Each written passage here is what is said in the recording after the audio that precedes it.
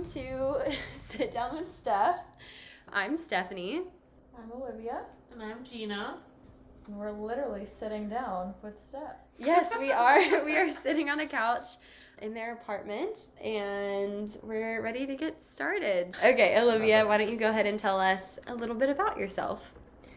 Well, Stephanie, I am a marketing major in the business school of UT with a minor in sports media, and I am from a little suburb outside of Houston, Texas called Tomball. And I am a biochemistry major with a minor in, well, technically it's a certificate, but they're really minors, in pre-health and Spanish for pre-health professionals.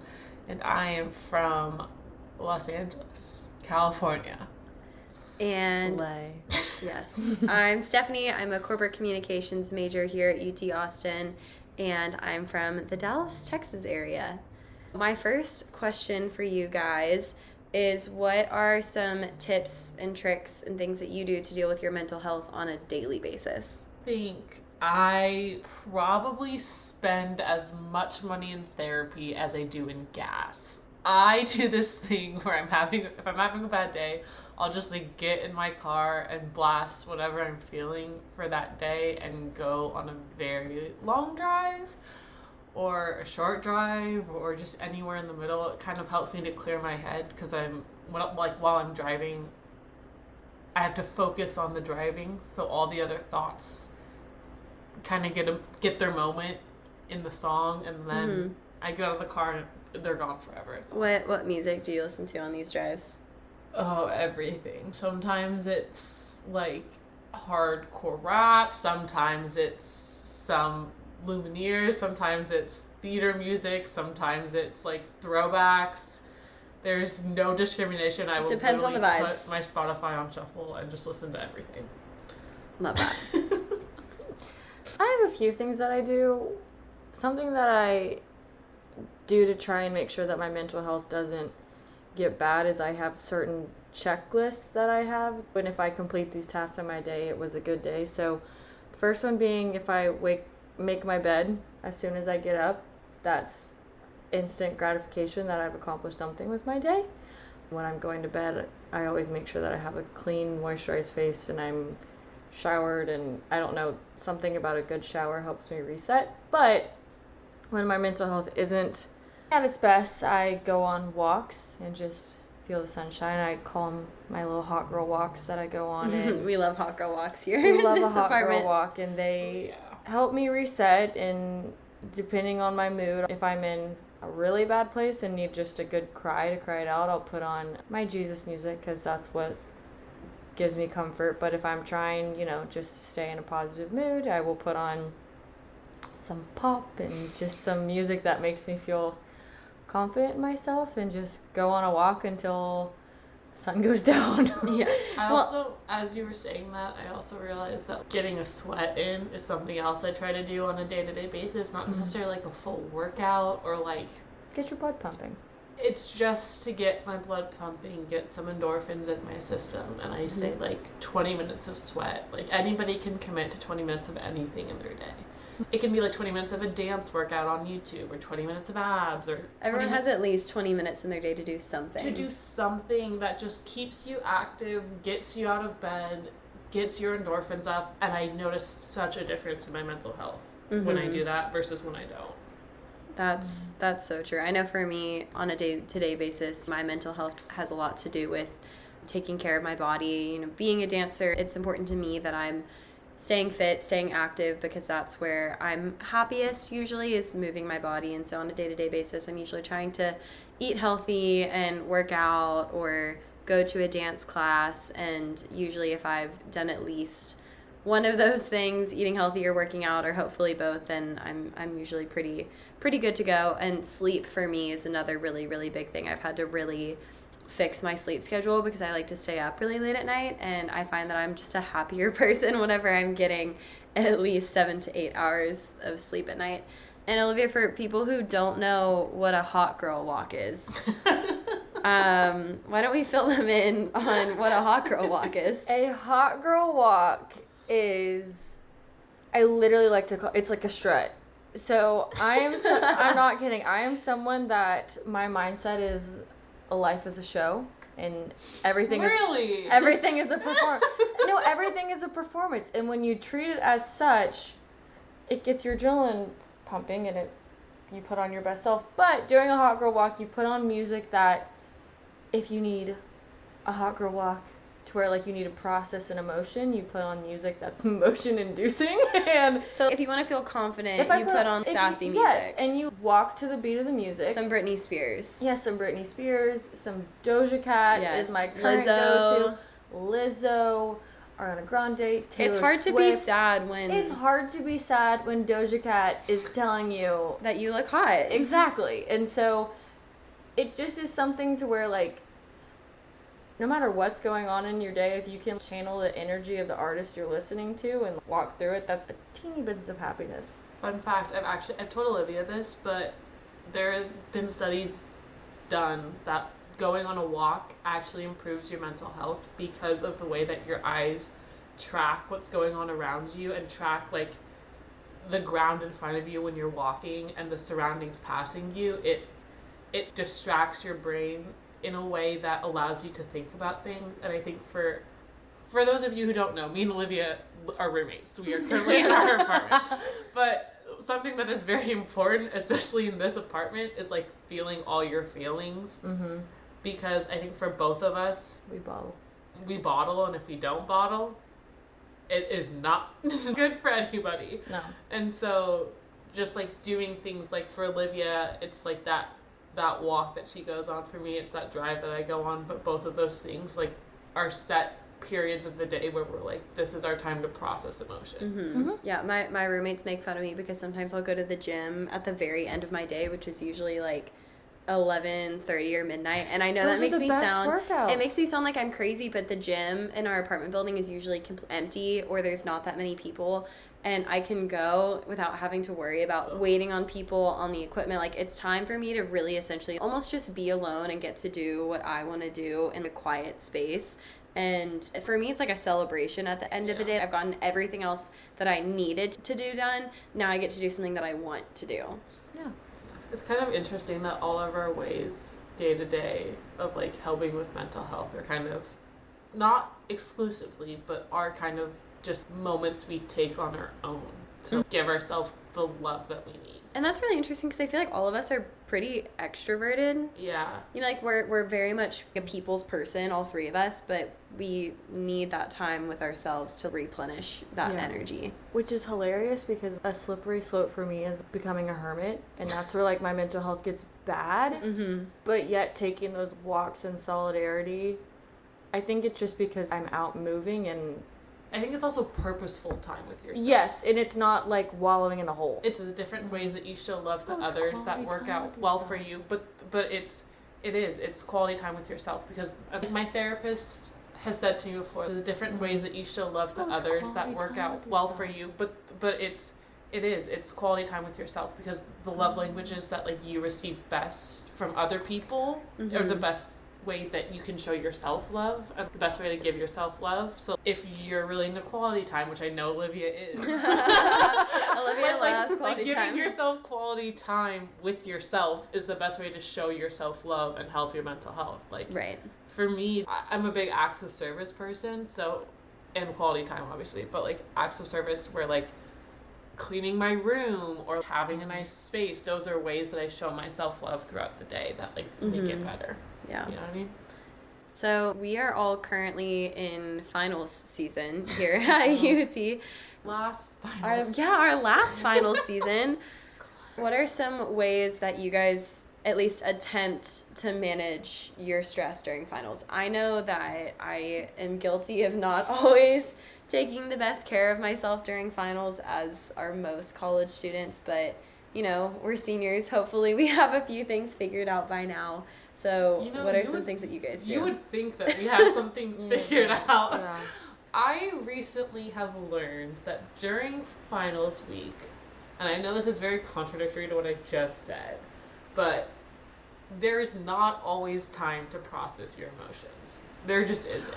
Sometimes you have to just like grind for that week. You have to compartmentalize Yes. your emotions. And I think for me, especially like in therapy right now, I kind of, one thing I've learned is like I give myself permission to dissociate for a week and just focus on this one thing and not beat myself up for not feeling everything, or not beat myself up for not eating well or not working out. But I think it's important like, to note that you take a mental note to revisit it later. Of course. Like you're not just leaving those things unvisited. No, but I definitely get in the habit of like doing these things that I love that I just described, which is like going on drives or working out or like meditating in the mornings, which I did mention, but I do try to do.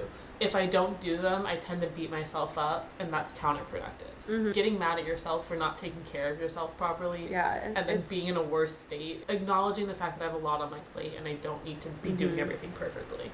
I'd agree with that. I tend to try and end my day the best way possible, because throughout my day, I'm someone that when I get really stressed, my appetite's the first thing to go. So I make sure that I've eaten like a really, really good dinner. I nourished my body for the day. I took a good shower. I made sure that my room was as clean as I could manage within that day. If I needed a journal it out. And all of that takes probably no less than an hour in total. No, it doesn't, but it's just like kind of having these mental check-ins, and like Gina said, it's easier said than done. Sometimes you do have to put your emotions on pause, and honestly, this is probably the worst I've handled final season in a long time. And I think that's because like college is really coming to an end, and that could be why. And so yesterday I literally had to be like, what is the most pressing issue that I need to get done right now? Okay, we're going to get that done, and we're just going to go through it. And for my mental health, we are putting processing emotions on the back burner to where I'm at a space where I can process it and it not affect everything else. Yeah. Because but this is just for those 2 weeks of fine. Yeah. But it's about taking the normal mental health things that you do and just scaling them down for that period of time. Not completely getting rid of them. No. But just being understanding and not making yourself feel bad when you can't get everything that you want to accomplish, and not making yourself feel guilty, and understanding that you're gonna make it through this tough time. And I'm like, yes, oh my god, I'm freaking out because this is all of the immense amount of things that have to get accomplished in that period of time. Yeah.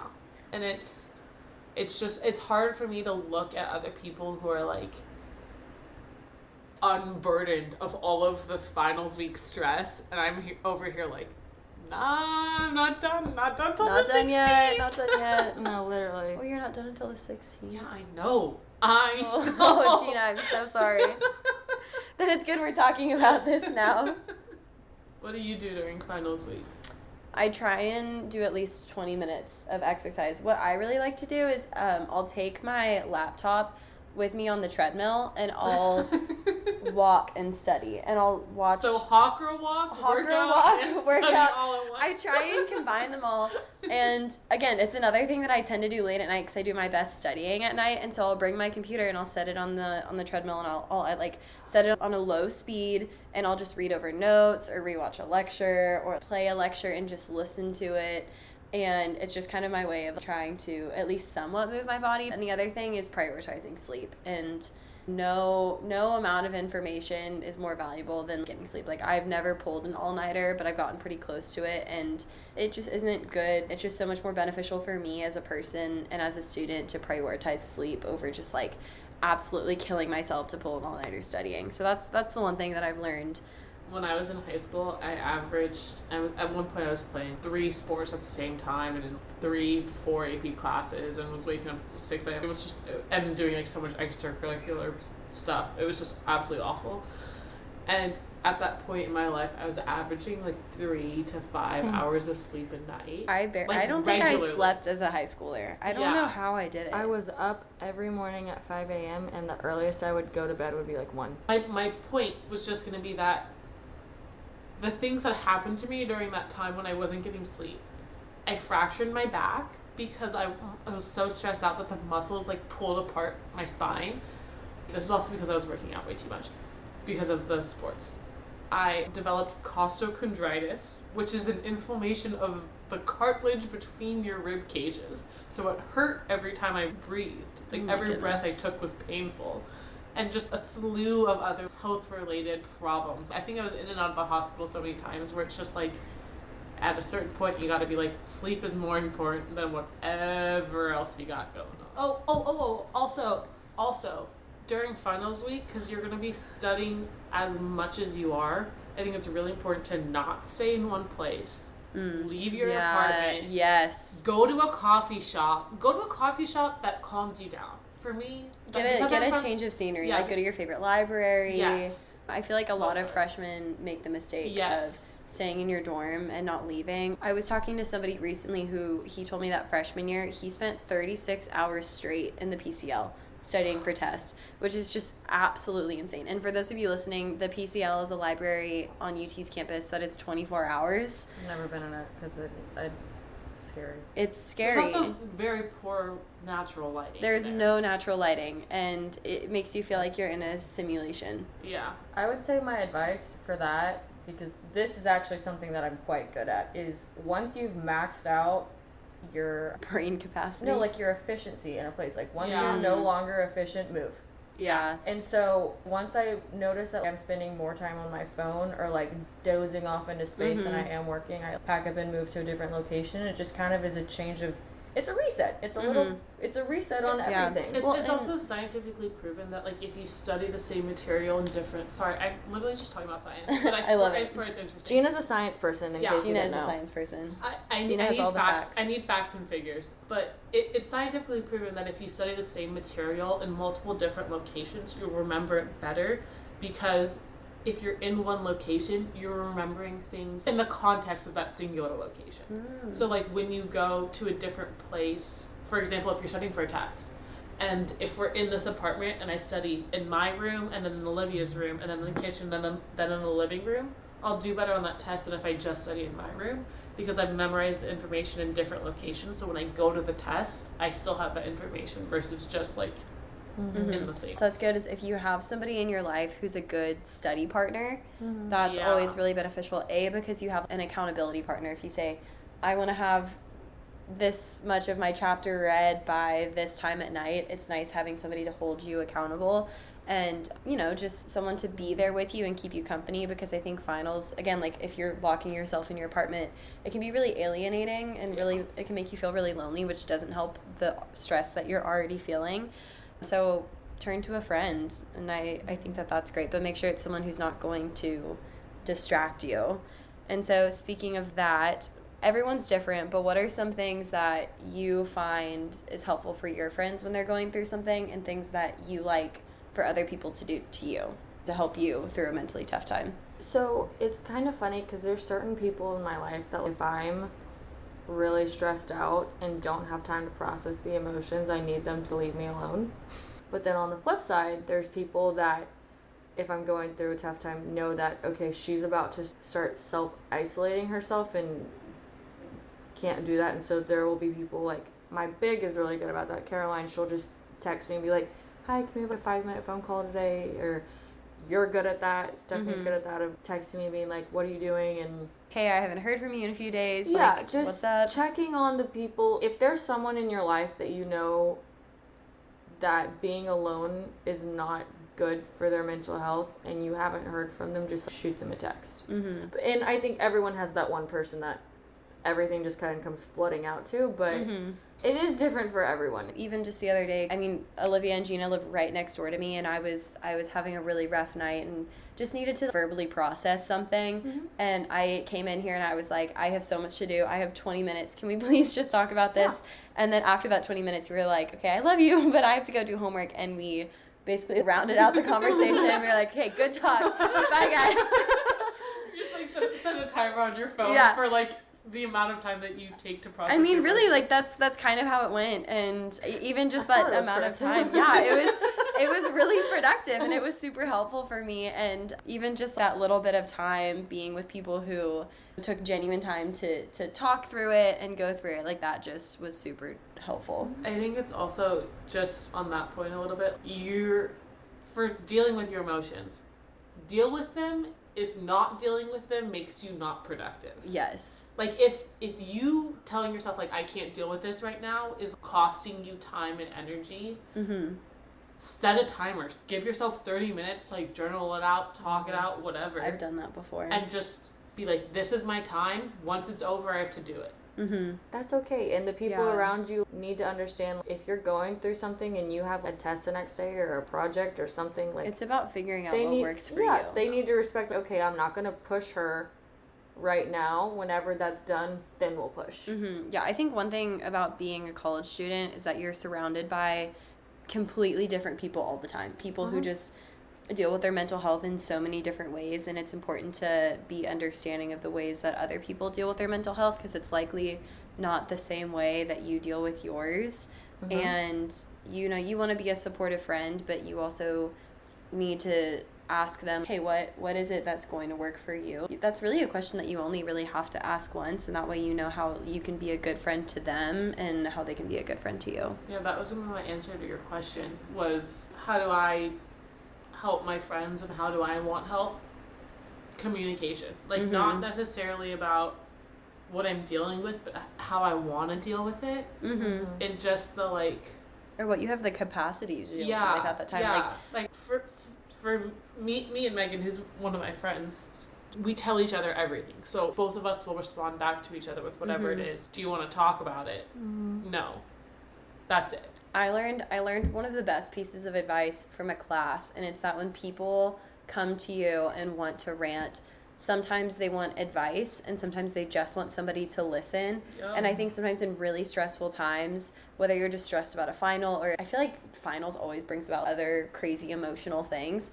If someone comes to you, especially a friend, and says, hey, I really need to talk about this thing, ask them, do you want advice, or do you just want somebody to listen? Because I feel like especially during a stressful time, if you're spewing advice at somebody who doesn't actually want it, you might stress them out even more. And I would argue that I have to be like, no, like, I literally just need to vent. I need you to, like, just listen. But it's not even just, like, fixing things or listening, but sometimes I need to say the words out loud and I don't want it to be touched again until I can think about it emotionally. Yeah. Right. You know what I mean? Like, just saying words and being like, get it off your okay, chest. Yeah. That's it. Go back to study. Like, you're like, I need to say this. It's out. Cool. Boom. Right. Yes. I feel like I usually have a scheduled therapy session after finals where sometimes I'll even like write a list and I'll be like, okay, these are all the things I'm going to talk about later on that I can't deal with now, but I want to revisit.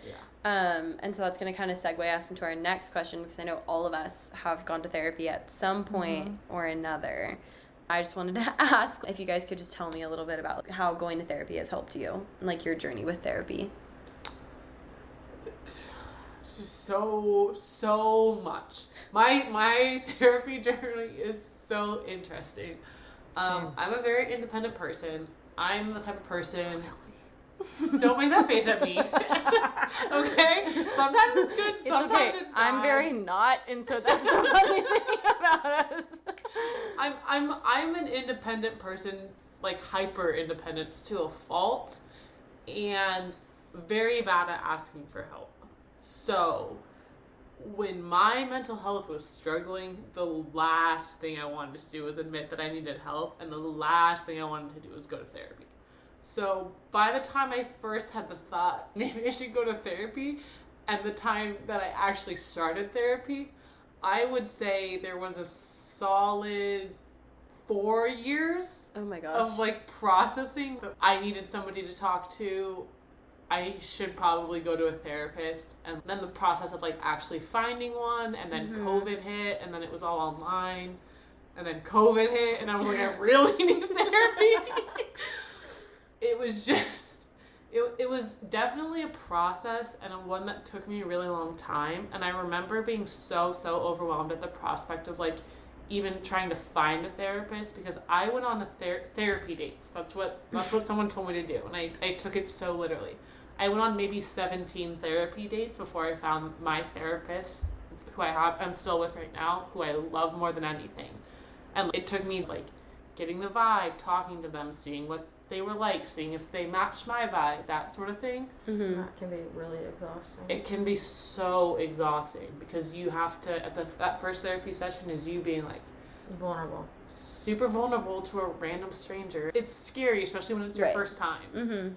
And I've had a similar experience. My mother and father were like, you need to go to therapy when I was, well, I take that back. I started going to therapy when I was in 2nd grade. Did not know it was therapy. And it was really good, but that was like, I had like a really terrible kindergarten year, and my mom said the entire summer I was like, so anxious, and so they put me in therapy to like work through that, and I don't know, that was great. But when I was 15 is when my parents put me in therapy because I was so depressed and I was not right. However, I was not in a place to accept it, and that wasn't their fault or the therapist's fault. I was not doing well, but I did not want to be told I was not doing well. Mm-hmm. And like, that's hard to hear, especially when you're so young. It really wasn't until I like was mature enough to handle that, and for me that was 19, I think, when I finally was mature enough to really deal with things and understand that they weren't looking at me like with pity. It just took a long time for me to be willing to accept it. I also think my therapist says this all the time. You have to go to therapy and commit to being uncomfortable, commit to being vulnerable, commit to making yourself open and doing the work. Otherwise, it's just kind of like... You have to be willing to deal with your stuff. And terrifying. And it's hard, and you know, like they say, the first step is like admitting you have a problem. Right. Most people who like struggle with mental health know that they have that they're struggling, but they might not know how or but why. The first step is like being brave enough to actually want to deal with it, because you can be like, oh, I'm struggling and I'm just gonna put it off, but like I would argue the hardest part is like when you actually start digging back the wounds and getting to like what's the root of all the issue, and that's bravery in my opinion. The therapy journey is different for every person.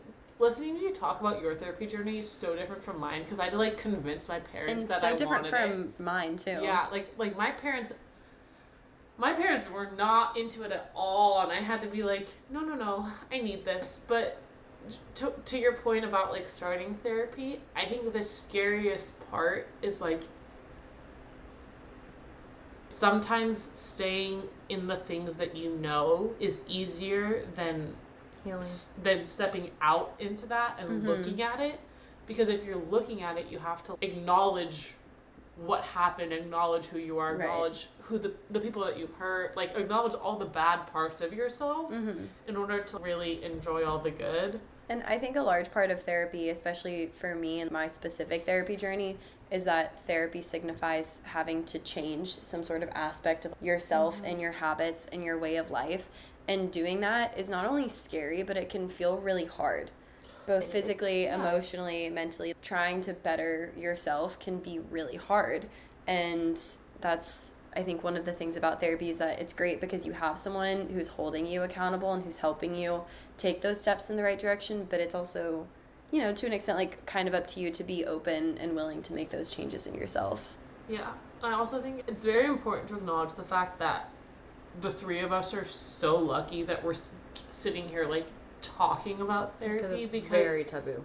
It's very taboo. Two, like therapy in general, it's hard to get there. It's hard to get yourself there. It's hard to get the people in your life there. It's hard to pay for it. Right. And like, I just am very, very grateful that all three of us, with all of our separate mental health problems and separate like family situations, all were able to get the help that we needed. Well, and the good thing, the good thing about a lot of colleges and universities is that they do have mental health wellness centers. Not all of them are the best, but a lot of the time, you know, it's worth checking out, and it's worth seeing what they have to offer and what resources are available to you.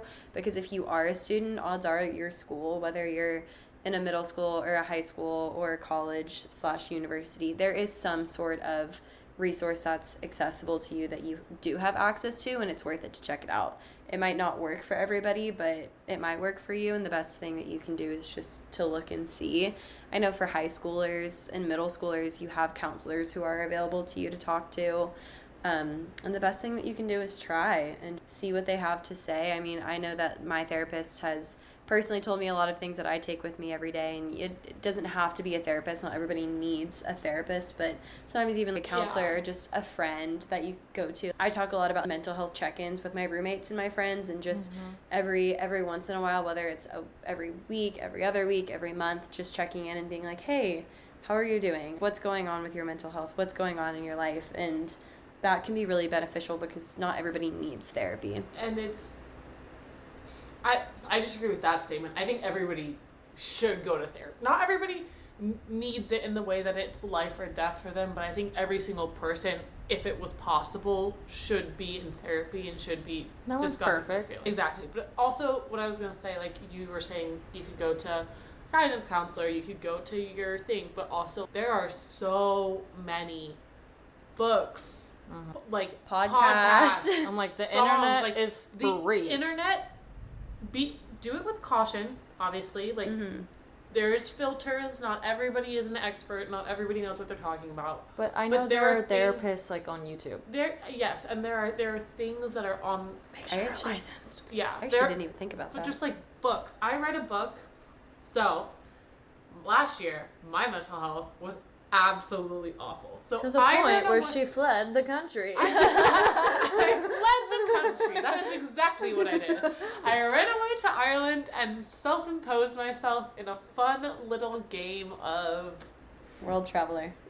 Yes, but also like in the beginning of it, Ireland was in really bad lockdown. It was just kind of like me, myself, and my therapist in my tiny little apartment. But I read the book Untamed at the beginning of it, and I felt Untamed. Love that book. Love the book. I need to read that book. Oh, I'll give it to you. But it's one of those. It was a book that like very much so changed the way that I thought about my mental health, and I thought about different things surrounding that mental health, and it just made me feel so much less alone, and that helped me in ways that like I didn't even realize I needed help in. Which it's one of those things where like that wasn't my therapist, that wasn't like my friends, that wasn't X, Y, or Z. That was me paying $10.99 for a book and like being open to feeling all the emotions that came with it. So also, I think I am a huge advocate for journaling. I have so many journals that like I probably should burn, but I'm not. It's my way of like getting the junk out. And so any negative feelings, emotions, anything gets on that paper and it's out. And literally, it's like to the paper, and once it's on the piece of paper, it's out of my brain.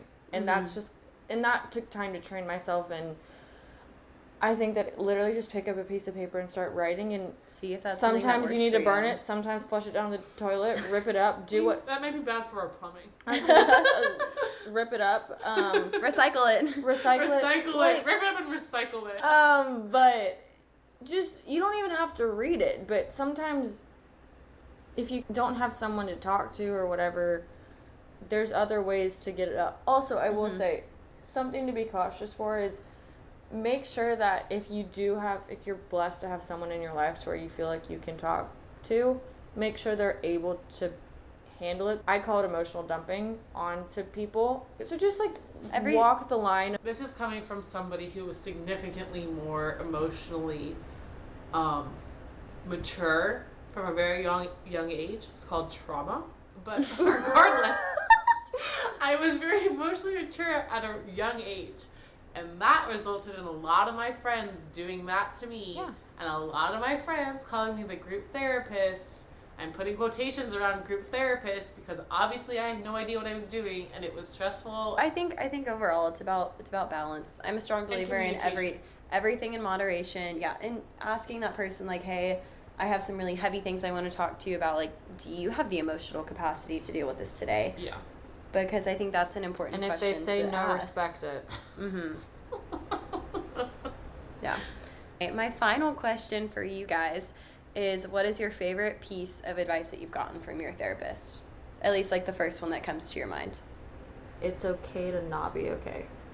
That's something that I've literally have written on a piece of paper stuck to my wall, because where mental health starts spiraling is when you start beating yourself up for not being able to get out of the hole. And so if you can acknowledge that, look, this is where I'm at right now, and that's okay, we're gonna get through it. I need to stop beating myself up because I'm bad, because then the cycle just keeps going. And so if you can take a deep breath, be like, okay, I am not good right now. I'm acknowledging that. That's okay. We're gonna move forward and get out of it. Is just being kind to yourself and having empathy for yourself. Mm-hmm. That's kind of similar to mine. My therapist told me to embrace the suck. And I just absolutely love that, because I'm someone who, when something bad happened to me, I used to be like a super toxic positivity person. And if you don't know what toxic positivity is, look it up. And anytime that something bad happened to me in my life, I tried to just immediately shut it down with positivity instead of embracing it and working through the emotions of it. And so my therapist told me to embrace the suck, and that it's okay to be sad and upset when something bad or something sucky happens to you, and deal with that first before you try and go on this positive happiness rant afterwards. Because if you don't deal with the sucky things in life, you don't enjoy the happy things as much. And so that's one thing that I think about probably every single day. Yeah. I think, to both of your points, we all have very similar things, where mine was like, if you can't feel all of the good emotions if you don't feel all the bad emotions. Ooh, like, you like can't that. feel the pure joy and happiness of, like, the best day of your life if you haven't felt and tried to work through all the worst things of your life. To have mountains, you have to have valleys. Yes, and it's also the best. It's not necessarily a piece of advice, but it's something that I incorporate into my day-to-day living. My therapist taught me this way of calming myself down when I'm very anxious, which is the butterfly taps, as Olivia is demonstrating right now. You But taught them to me. It's the best thing ever. Just like, what are the butterfly taps for our listeners who can't see? The butterfly taps are when you cross your hands over your chest, so like left arm to right shoulder, right arm to left shoulder. And you can either like connect your thumbs in the middle like I do, or you don't have to. You can just put them on your shoulders. But if you alternate tapping, it just sort of calms you down in a way that, like, if you're in the middle of a panic attack or if you're doing something else, it'll trick your anxiety attack, all of the things. But it tricks your brain, because it's your right arm on your left side and your left arm on your right side. It tricks your brain into like thinking that they're from somebody else, and it's like very calming taps to just sort of make you regulate your breathing and regulate your heart rate in the middle of those scary, awful moments. But because your brain's trying to understand, I'm moving something on the right, why am I feeling it on the left? yes, but it's so easy that, like, even in the middle of my worst panic attacks, I can still sort of like get myself to do it, because it's not that It's like a hug. It's like it a is hug. like a hug. It's very comforting. It's a very comforting thing that I do pretty much every single day, because I'll like start that. my morning with And that's something meditation. anybody can do. It's so easy, and it's just like, you might be breathing fast at the beginning of it. By the end of your little butterfly taps, it There's no makes time the biggest limit. difference. There's no time limit, but it makes the biggest difference to me, and she taught me how to do that. Well, thank you guys so much for sharing all of your wisdom and your struggles You and don't have any your wisdom. tips. It was fun to sit down with Steph. Well, Yeah. thanks. So for any other students dealing with your mental health, especially to our college students out there, good luck with finals. You're going to kill it. And Woo! don't forget to take care of your mental health. Bye.